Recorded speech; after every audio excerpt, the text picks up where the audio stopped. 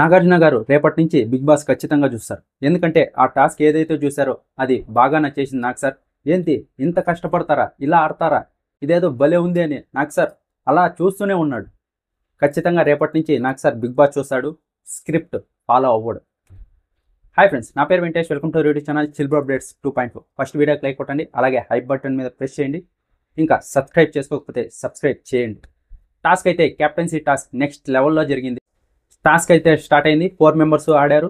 ఇంకా ఫస్ట్ వచ్చేసి డీమన్ పవన్ని బర్నీ గారు తీసేయాలనుకున్నారు. ఇమాన్యువల్ కూడా సపోర్ట్ చేశారు టైర్ ముందరకు తోసి.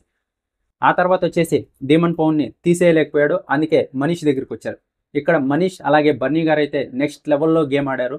మనీష్కి ఇదే ఫస్ట్ టాస్క్ అనుకుంటా. 100% ఎఫర్ట్స్ పెట్టాడు. నిజంగా చాలా అంటే చాలా బాగా ఆడాడు మనీష్ అయితే. చాలాసేపు చాలా బాగా డిపెండ్ చేసుకున్నాడు మనీష్ అయితే ఇక్కడ నిజంగా.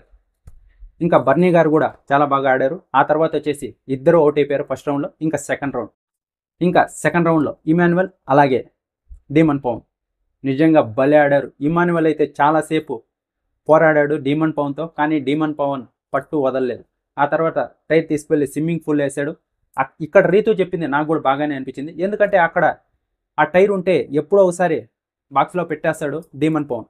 ఇదే కనుక ఇమాన్యువల్ కనుక ఆ టైర్ తీసుకొని వచ్చి ఒకవేళ ప్రయత్నిస్తే అతన్ని టైర్ ఉండే పరిస్థితిలో ఉంటుంది.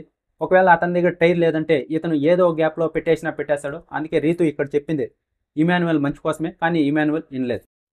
ఇంకా నాగార్జున గారు కూడా అదే చెప్పారు.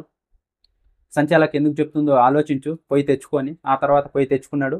ఆ తర్వాత ఇక్కడ డీమన్ పవన్ అయితే చాలా బాగా ఆలోచించాడు. టైర్ ఇక్కడ పెట్టేసి పోయి పోల్ చేసి పట్టుకున్నాడు. బజర్ వచ్చేంత వరకు కష్టపడి సంపాదించుకున్నాడు డీమన్ పవన్. చాలా బాగా డిఫెండ్ చేసుకొని ఇప్పుడైతే అతన్ని ఎవరు ప్రశ్నించరు. అప్పుడైతే రీతు చేసిన క్యాప్టెన్ కాబట్టి ఏదన్నా డెసిషన్ చెప్పాలన్నా నువ్వు సొంతంగా ఏం క్యాప్టెన్ కాలేదు, రీతు నేను క్యాప్టెన్ చేసింది అని ఎవరన్నా చూస్తారేమో. ఈసారి మటుకు అలా అంటారు. సొంతంగా నిజాయితీగా తనే గెలుచుకున్నాడు, క్యాప్టెన్ అయ్యాడు డీమన్ పవన్. ఇంకా అంతే, ఇంకా షో అంతా నార్మల్గానే జరిగింది. ఇంకా లాస్ట్ క్లైమాక్స్ ఎలిమినేషన్ రౌండ్. ఇక్కడ అందరూ ఫ్లోరా సైని గారే ఎలిమినేట్ అవుతారని అందరూ అనుకున్నారు, కానీ మనీష్ ఎలిమినేట్ అయ్యాడు.